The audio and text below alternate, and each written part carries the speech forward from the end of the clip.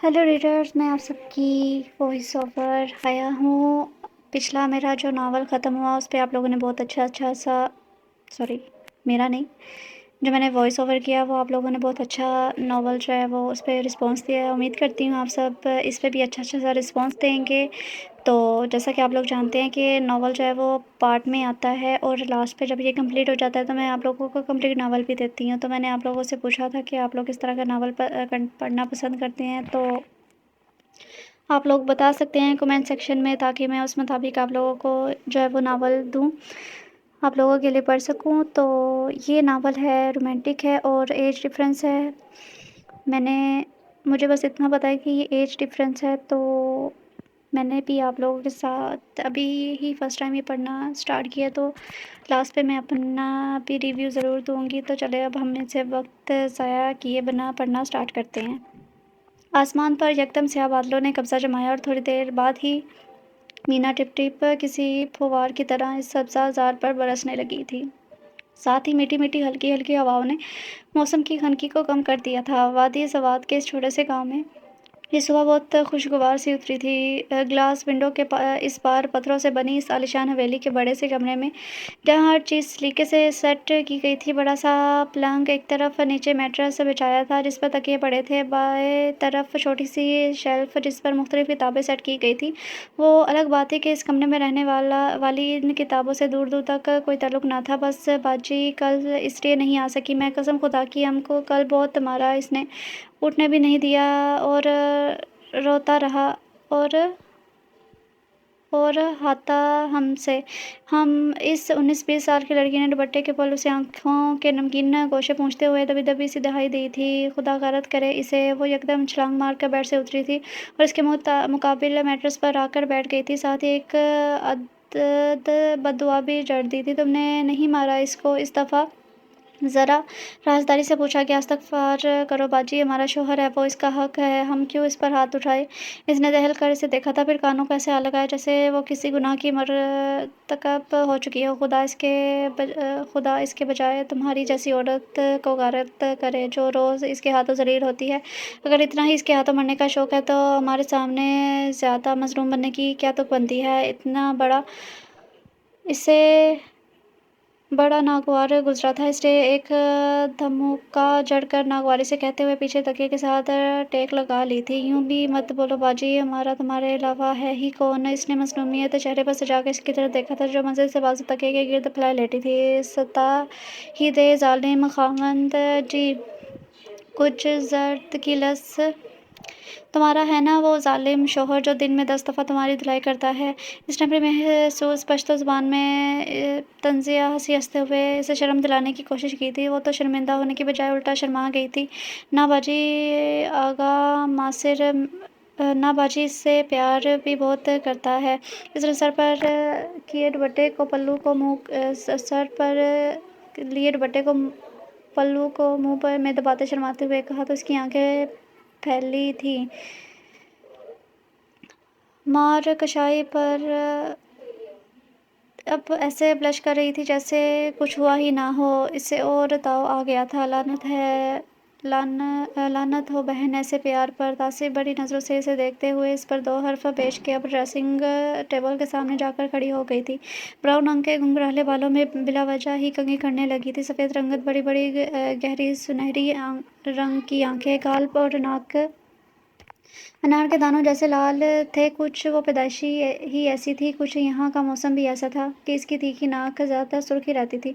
बड़ी बड़ी आंखों पर लंबी पलकों का पहरा था। भरे भरे होंठ और होंठों के ऊपर काले रंग का तिल, घुंघराले बाल शानों तक आते बाल, छोटा सा कद और भरे हुए जिस्म के साथ वो छोटी सी गुड़िया लगती थी। अभी भी काले रंग की सादा फ्राक पहने नाक चढ़ाए अपना तनकीदी जायज़ा ले रही थी। अगर तुम्हारा शौक ख़त्म हो गया तो जाओ देखो लाला घर पर रह के चला गया। इसने इसी तरह नाक चढ़ाए इसकी तरफ पलट के देखने के साथ इसे अगला हुक्म सादर किया तो ज़रूर ने मेकानी अंदाज में उठ खड़ी हुई थी। दरवाजे तक गई, फिर पलट कर एक मशकूक निगाह ड्रेसिंग टेबल के सामने खड़ी नाक फैलाकर लड़की पर लम्स पर डाली। इसी लम्हे अलमज ने एक नागवार निगाह इस पर डाली।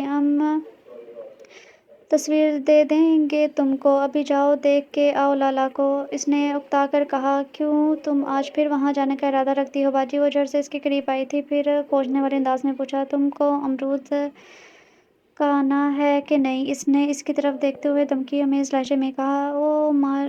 اور ہمارے وہ ستاروں والے کپڑے جو تم مانگ رہے تھے ہم سے؟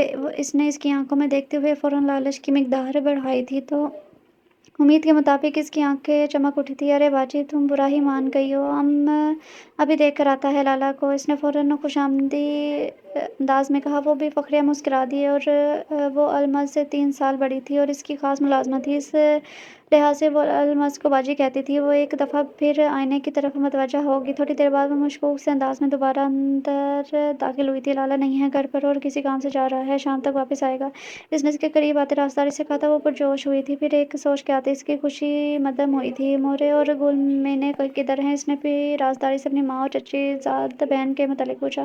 وہ دونوں اپنے خواب گاہ میں ہیں، اس نے اطلاع دی تھی۔ میدان صاف ہے، وہ کیوں موقع سے فائدہ نہ اٹھاتی؟ اس نے بیڈ پر پڑا اپنا شفون کے دوپٹے کالے رنگ کا دوپٹہ گلے میں لٹکایا، پھر بیڈ پر بیٹھ کر اپنی جوتیوں کے اسٹرپس بند کرنے لگی اور اٹھ کھڑی ہوئی تھی۔ الماس دھیان سے، وہ اپنے دشمن کی حویلی ہے، ہم نے سنا ہے مختار سے، زرو نے پیچھے سے ہانک لگائی تھی۔ اچھا ہوگا، اسی بہانے ہمارا وہ دشمن بھی سے آمنا سامنا ہو جائے گا، وہ ایک آنکھ دبا کر شرارت بھرے انداز میں بولی تھی اور فوراً کمرے سے نکل گئی۔ زرو نے وہیں بیٹھ کر خود کو ستاروں والے لباس میں تصور کرنے لگی تھی، نیلے پانی کی بہتی ہوئی جھیل جس کے اوپر لکڑی کے پل کا پہرا تھا، اس کے دائیں طرف بنی اونچی سی پہاڑی جس کے ارد گرد سبز رنگ کی نرم و ملائم گھاس اگی ہوئی تھی، رنگ برنگے سنگ مرمر کے پتھروں کو تراش کے بنائی گئی یہ 3 پوزیشن پر مشتمل حویلی جس کے تمام ستون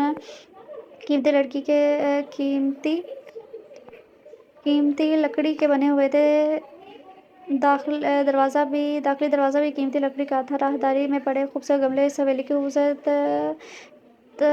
خوبصورتی کو 4 چاند لگا رہے تھے، کھڑکیاں بھی بند تھیں، حویلی کے پیچھے آسمان پر بادلوں کے چھوٹے چھوٹے ٹکڑے سفید رنگ کے دھوئیں کے حصار میں تھے۔ یہ منظر دور سے ہی دیکھنے میں دل کو بہت بھاتا تھا۔ اس سے اندر جاؤ تو ایک طرف چھوٹی سی لان نما جگہ تھی جہاں مختلف پھول کھلے ہوئے تھے اور مالی ان پودوں کو پانی دے رہا تھا۔ اس کی بالکل سیدھ میں ایک برآمدہ نما کھلی سی جگہ تھی جہاں ایک طرف چارپائی پڑی تھی، تھوڑے فاصلے پر ایک ہی سیدھ میں کرسیاں ایک جگہ ہجرے کے طور پر استعمال کی ہوتی تھی۔ کاکا دراپ خان کو بلا کر لاؤ، انہوں نے منہ سے دھواں نکالتے ہوئے ملازم کو حکم دیا۔ ملازم نے فوراً حکم کے لبیک کہا اور اندر زنانہ حصے کی طرف چلا گیا۔ تھوڑی ہی دیر بعد وہ ان کے بالکل سامنے موجود تھا، بال بکھرے ہوئے تھے، آنکھیں لال تھیں اور سوئی بھی، یوں جیسے انہیں ابھی بھی نیند سے اٹھا کر لایا ہو۔ وہ ہاتھ سے اپنی آنکھیں مسلتے ہوئے کرسی کھینچ کر وہیں بیٹھ گئے تھے۔ انہوں نے ایک نظر اپنے بھائی کو دیکھا تھا، پھر حقہ ایک طرف رکھ دی اور اس کی طرف متوجہ ہوئے تھے۔ وہ متنازع سی نظروں سے اسے دیکھ رہے تھے۔ لگتا ہے تم آج کل بہت مصروف رہتا ہے، انہوں نے سردا پیر نے دیکھتے ہوئے کہا۔ بظاہر عام سے لہجے میں کہا گیا، لیکن اس کے لہجے میں طنز محسوس کرتے انہوں نے چونک کر سر اٹھایا تھا۔ نہیں لالا، بس ایسا بات بھی نہیں ہے، اب اس نے سر جھٹک کے صفائی دی تھی۔ وہ بہت عرصہ شہر میں رہے تھے، وہیں پڑھائی بھی کی تھی، اب ان کی زبان اور لہجہ کافی بدل گیا تھا، لیکن لالا سے وہ اسی لہجے میں بات کرتے تھے۔ پھر باغ کو وقت کیوں نہیں دیتا تم؟ انہوں نے اس دفعہ بھی سابقہ لہجے میں اپنایا تھا۔ انہوں نے بھی اب بھی الجھی ہوئی نظروں سے اپنے بھائی کو دیکھا تھا۔ وہ اپنے بھائی کی بہت عزت کرتے تھے، کچھ عمر بھی 20 سال کا فرق تھا اور کچھ ان کی شخصیت بھی رعبدار تھی، جس کی وجہ سے بات کرتے ہوئے وہ سر بھی کم ہی اٹھاتے تھے۔ ابھی بھی ان کے لہجے میں احترام واضح تھا۔ کیا بات ہے لالا، کوئی مسئلہ ہوا ہے کیا؟ انہوں نے گھٹنوں پر کونیاں ٹکائے ذرا فکر مندی سے پوچھا۔ ہاں، تم ذرا حالت دیکھا ہے باغ کا؟ روز کوئی لڑکیوں کی ٹولی آتی ہے، سارے پھل خراب کر کے چلا جاتا ہے، مالی بوڑھا آدمی ہے، اسے کہاں قابو آتا ہے ایسی شیطان لڑکی؟ انہوں نے اس دفعہ ذرا خفگی سے اسے دیکھ کر آگاہ کیا تھا، جو اب وہ ہنکار بڑھ کر رہ گیا تھا۔ وہ واقعی ہی پچھلے کچھ دنوں میں مصروف رہے تھے، جس کی وجہ سے باغ کو وقت نہیں دے پائے تھے، لیکن انہیں یہ امید ہرگز نہیں تھی کہ باغ میں گھس کر کوئی باغ خراب کر جائے گا۔ اتنی کس کی مجال ہو سکتی ہے؟ وہ سوچ کے رہ گئے تھے۔ دراپ خان نے آج ہمارے ساتھ چلو باغ، ذرا دیکھو کون ہے وہ شیطان لڑکیاں۔ حکم دے کر وہ اٹھ کھڑے ہوئے تھے۔ انہوں نے محض سر ہلا دیا تھا، وہ خود بھی اس متعلق سوچ رہے تھے۔ اس نے دریا کے کنارے پہنچتے ہی اپنی کچھ محسوس سہیلیوں کو لایا اور بھاگم بھاگ باغ کی طرف بڑھی۔ موسم بھی آنگ مچولی کھیل رہا تھا، کبھی بادل چھاتے تو کبھی دھوپ۔ وہ ان چھوٹے چھوٹے درختوں کو چیرتے ہوئے آگے بڑھتی جا رہی تھی۔ مطلوبہ جگہ پر پہنچ کے اس نے شاطر نظروں سے ارد گرد کا جائزہ لیا تھا۔ ایک اونچے قد آور درخت کے نیچے وہ بوڑھا سا مرد چارپائی پر اونگ رہا تھا۔ लंबे ऊंचे खुबानी के दरख्त, आम के दरख्त, अमरूद के दरख्त को देखकर इसके मुंह में पानी आ गया था। इसने एक दफ़ा फिर एतराफ़ का जायज़ा लिया और सर को थोड़ा ज़ंबिश देकर पीछे आने वाली टीम को भी यहाँ वहाँ फैला दिया, इस बात से बेखबर कि आज यहाँ कोई और भी मौजूद है। वो बस आगे बढ़ती ही जा रही थी। इसने पाँव जैसे ही इस मोटे से दरख्त की लकड़ी पर रखे, इसकी कमर में ज़ोर से कोई चीज़ आकर लगी। वो कराह कर पीछे मुड़ी। रुक जा हरामखोर, इस सफ़ेद बालों वाले ऊंचे लंबे मर्द ने कदरे चीख के इसे ललकारा था। एक मिनट में इसे एहसास हो गया कि यह बंदा यकीनन मालिक है और वो बहुत बुरी तरह से पकड़ी जा चुकी है। इसने भी पलट कर ना आहू देखा ना ताऊ देखा, ज़मीन पर पड़ा एक नुकीला पत्थर उठा के एक रख के निशाना बांधा था। पत्थर सीधा इसके सर के पास से गुजर गया था, लेकिन साथ ही माथे पर एक खराश छोड़ गया था जिससे खून रिसने लगा। तेरा बाप हरामखोर, वो जो ज़मीन पर सर पकड़ कर बैठ गया था। इसकी हालत से मज़ा लेते हुए इसने ज़रा ज़ोरदार कहका लगा कर इसका मजाक उड़ाया था, इस बात से बेखबर कि यहाँ कोई और भी मौजूद है। ज़राब खाने उन्होंने ज़मीन पर बैठे ही दहाई देनी शुरू कर दी। इसकी रंगत एकदम जद पड़ी थी, मतलब ये बंदा अकेला नहीं था। नहीं सोच के वो पलटी तो किसी के चौड़े सीने के साथ टकरा कर घबरा के 2 कदम पीछे हटी। सामने मौजूद बंदे को देखकर इसकी रंगत फक हुई थी। वो 29-30 साल का ऊंचा लंबा कदावर शख्स था, जिसकी छोटी छोटी आंखों में गजब वाज़ह था। नाक के नत्थे फुलाए वो मूंछों के नीचे नाभि होंठ को दबाए गहरी नज़रों से खड़े इस लड़की को देख रहा था, जो कद में इतनी छोटी थी कि वह मुश्किल उसके सीने तक आती थी। चेहरे पर मासूमियत थी, लेकिन किस कदर तेज दिमाग की थी। माली पापा फौरन पहुंचे तो सहारा देकर वाजिद लाला को खड़ा किया था। अब मरहम पट्टी की गर्ज से वो दूसरी तरफ लेके जा रहे थे, लेकिन वो पलट पलट के इस लड़की को बुरा भला कह रहे थे और साथ ही साथ दराब को हदायत दे रहे थे कि इसे यहाँ से यूं ना जाने दे। लेकिन दराब खान आग उगलती आंखों से इस छोटी सी लड़की को देख रहा था। वो शर्मिंदा सी नजर आ रही थी। इसने फरार होने की कोशिश की तो वो एक दफ़ा फिर इसके सामने आकर रुक खड़ा हुआ। नजरें अभी भी इसके चेहरे पर जमाई थी। तुम्हारी हिम्मत कैसे हुई हमारे लाला पर हाथ उठाने की? उन्होंने सख्ती से पूछा। हिम्मत की बात ही मत करो, हम में तो बहुत हिम्मत है। इसने कोई लिहाज किए बगैर इसकी आंखों में आंखें डालकर कहा था। इस लहजे से इसको पता चला कि वो भी कहीं ही की रिहायशी है। तुम को किसी ने सिखाया नहीं कि बात कैसे करते हैं बड़ों से? उन्होंने इसे दोनों शानों से इस कदर जोर से पकड़ा कि वो अंदर तक दहल कर रह गई थी। आंखें ऊपर के बाहर को आ गई थी। हटो पीछे, तुम्हें किसी ने नहीं सिखाया लड़की उसके साथ कैसे बातें करते हैं? इसने खुद को छुड़ाने की कोशिश करते हुए इस दफ़ा ज़रा गुस्से से कहा था। खबरदार, जो अब तुमने एक बात भी निकाली मुँह से, ज़ुबान काट के यहीं दफना दूंगा तुम्हें। उन्होंने भी अभी तक इसे चानों से थाम रखा था। इस दफ़ा इसे डराने की कोशिश की गई थी। हटो पीछे दफनाना आसान है, जानता नहीं है अभी हमको शहजाद खान यूसुफ़ी की इकलौती बहन है हम। इसने धमकी को खातिर मिलाए बगैर फखरी अंदाज में अपना तारुफ करवाया तो उन्होंने आंखें छोटी की। इस लड़की को देखा था जैसे इससे को पहचानने की कोशिश कर रहा हो, फिर होंठ सिकुड़े थे। शहजाद खान यूसुफ़ी की ख़ानदान की औरत इस कदर आवारा है, मुझे बिल्कुल भी अंदाज़ा नहीं था। बज़ाहिर संजीदगी से कहे कि जुमले में तंज़ वाज़ेह था। हाँ, अलबत्ता कंधों से हाथ हटा दिए थे। इसने कदरे नागवारी से देखा था। हाँ, जानता है दुश्मनी है तुम्हारे लाला के साथ। शफून के फ़राक पर बोझ पड़ने की वजह से वो कंधे से ज़रा फट चुका था, जिस पर दुपट्टा दुरुस्त करते उसने छुपाने की कोशिश की। करते हुए इसने किसी बड़ी अम्मा की तरह कहा था, और अगर तुम्हें पता था तो यहाँ क्यों आ गई मुँह उठाकर?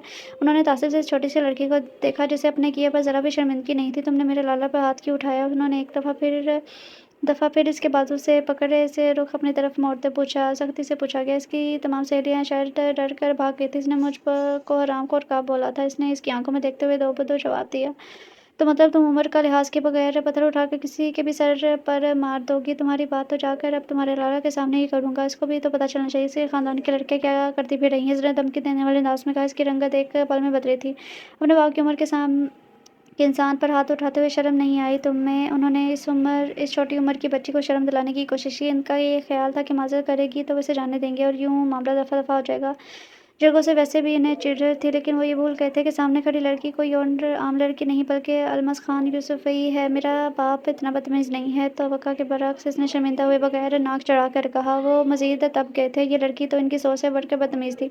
दिल चाहता है तुमको खींच कर लगाऊं, किस कदर बदतमीज़ हो तुम? उन्होंने झिझला कर कहा। अब तो बात तुम्हारे लाला के सामने ही होगी। वो समझ गए थे वो लड़की सीधी बिल्कुल भी नहीं है। इस दफ़ा इसने एकदम इसके बाव की तरफ देखा, फिर चीख मार के पीछे हटी। तुम्हारे पैर में सांप है, इसने ख्वास बाख्ता होकर कहा, और साथ ही इसका हाथ छोड़ के 2 कदम पीछे हटे थे। और इसी दौरान वो स्पीड से भागी थी और उन्होंने पैर की तरफ देखा, वहाँ कुछ नहीं था। दूर से इसके कहकों की आवाज़ आ रही थी। उन्होंने माथे पर बल डाले इसकी तरफ देखा था। ये चट्टान पर की लड़की कैसे इन्हें तिगनी का नाच नचा रही थी। वो पेट पर हाथ रखकर हंस रही थी। क्या कह रहा था तुम? मेरे लाला को शिकायत लगाएगा? तुम शिकायत तो हम करेगा लाला को तुम्हारी कि तुमने बदतमीजी की हमारे साथ। हमको बताएगा अब बड़ी उम्र के अंकल। इसने चेहरे के ज़ाविये बिगाड़ कर इब्तदा 21 में इसकी नकल उतारी थी और फिर चेहरे पर हाथ फेरते हुए मज़ाक चखाने वाले अंदाज अपनाया था। उन्होंने नागवारी से इस लड़की को देखा जिसकी उम्र बमुश्किल 16-17 साल की थी, लेकिन वो किस कदर शातिर थी और बदतमीज़ भी। तुम तैयार रहना, जगह में था तुम को लाला बुलाएगा हमारा। वो बड़बड़ाते हुए इससे दूर जा रही थी और वहीं हाथ बांधे खड़े स्पार्ट चेहरे से इसे देख रहे थे। वो क्या करेगी वो नहीं जानते थे, लेकिन वो इतना ज़रूर जानते थे वो काफ़ी तेज़ है और इससे किसी अच्छे की उम्मीद नहीं की जा सकती थी। ये लड़की मुस्तकबिल में इसके साथ बहुत बड़ी ख़तरा साबित होगी और कभी सोच भी नहीं सकते थे। शाम के गहरे साए हर चीज़ को अपने साथ में मुक़य्यद कर चुके थे। आसमान पर बादलों के नन्हे-नन्हे कतरों का बसेरा था। बारिश बरसने के लिए बेताब थी। सवात का मौसम इसी तरह रंग-बरंग बदलने का आदी था। इसलिए यहाँ के लोगों के लिए कोई ख़ास बात नहीं थी। इसने संगमरमर के तराशे हुए पत्थरों से बने इस हवेली-नुमा घर में इसकी आँख छम-छम बरस रही थी। देखने वालों को ये आंसू असली लग रहे थे, लेकिन बहाने वाले को इन आंसू की हकीकत का अंदाज़ा था। एक तरफ बड़े से कीमती गुलदान के करीब सफ़ेद कमीज़ शलवार पर काले रंग की बास्केट पहने ज़रा लाला होंठ पीछे खड़े थे। गर्दन तनी हुई थी, जबड़े बिछे हुए वो इसकी धाइयाँ सुन रहे थे। एक तरफ सोफे पर आगा जान परेशान सी नज़रों से अपनी लाडली पोती को देख रहे थे, जो हथेलियों से अपनी लाल आँखों को रगड़ रहे थे। गुल मीना ने एक अशनब निगाह अपनी कज़न पर डाली थी, फिर दिल ही दिल में कानों को हाथ लगाया। किस कदर ड्रामेबाज लड़की है ये, वो सोच कर रह गई थी। मोटे ने चूर नज़रों से अपने बेटे को देखा था, जिसकी नज़रों में गुस्सा वाज़ेह था। लाला हम तो सनम के घर गया था, इस हरामखोर ने हमारा रास्ता रोका। दुपट्टा खींचता कहता है कि तुम शहजाद खान की बहन हो तो तुम इसको इस तरह नहीं जाने देगा। इसने हमारे साथ बदतमीज़ी किया। लाला एक नज़र अपने भाई के चेहरे को देखकर इसने फिर ज़ार-कुतार रोना शुरू कर दिया था।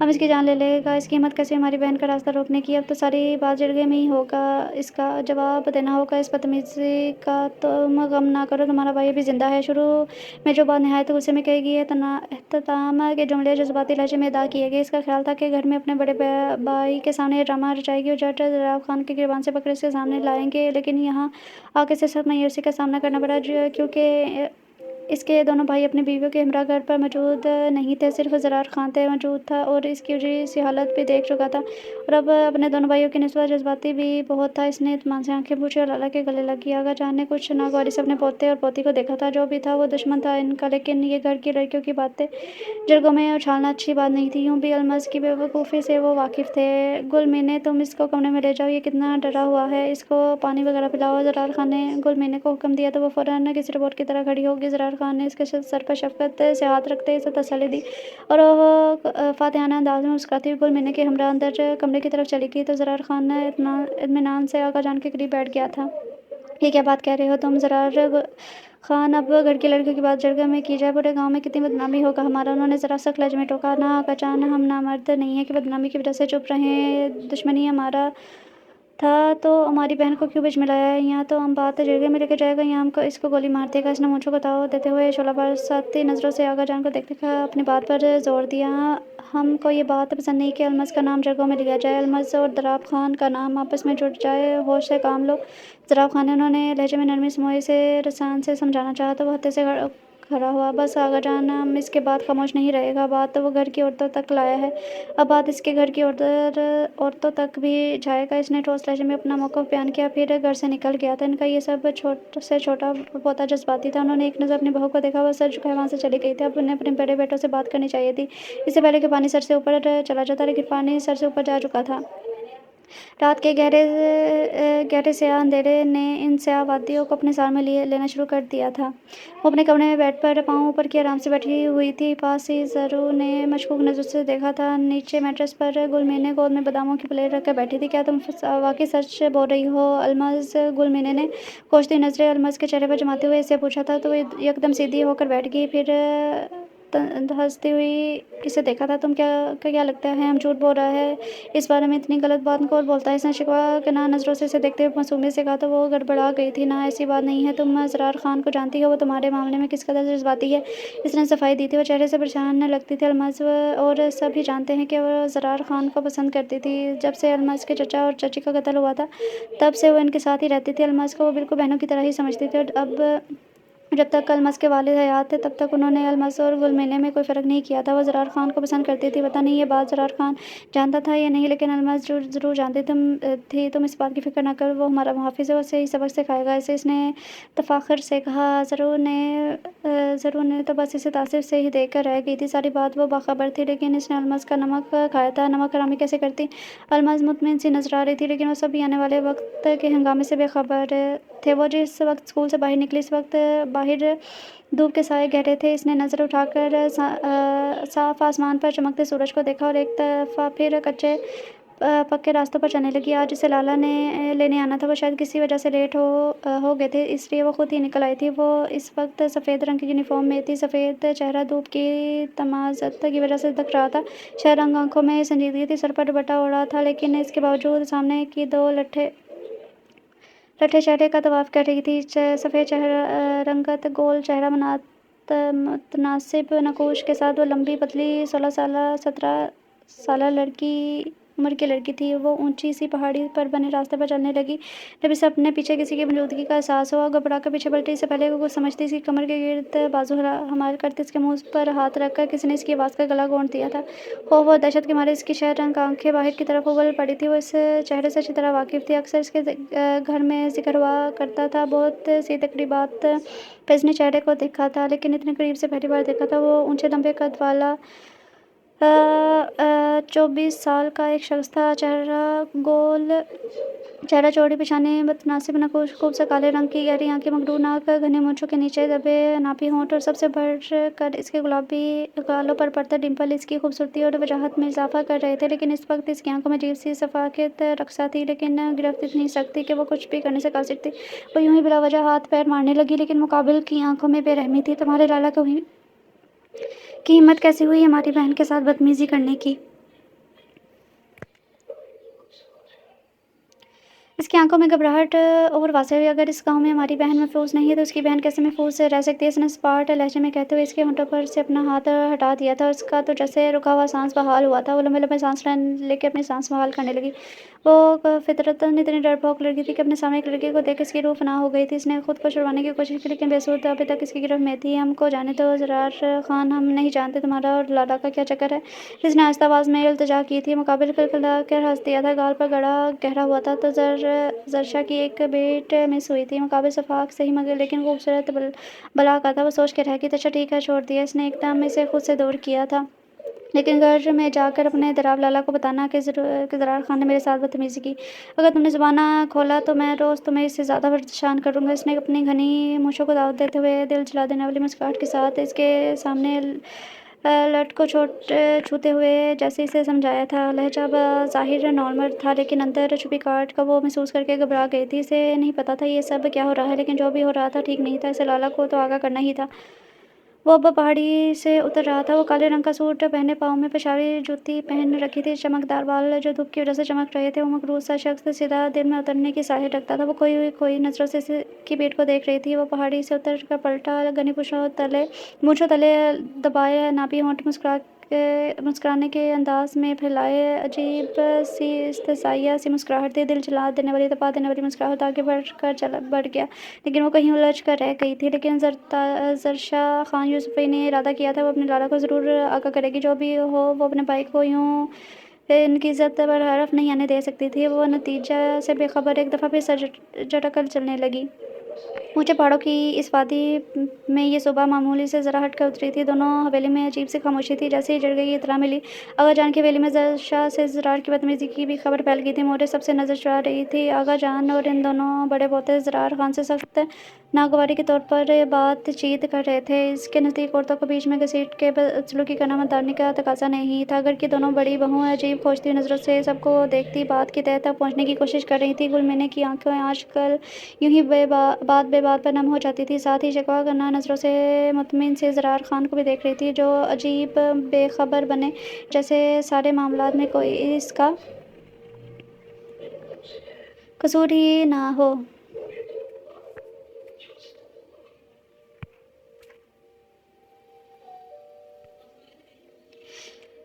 یا وہ گل ملنے کے جذبات سے بے خبر ہو۔ اس وقت اس کی ساری توجہ اس شخص سے انتقام پر تھی جس نے اس کی بہن پر کیسا بدتمیزی کی تھی۔ اس کے نزدیک یہ سب کچھ ٹھیک کیا تھا۔ اس نے سب معاملے میں سب سے مطمئن و خوش الماس خان یوسفی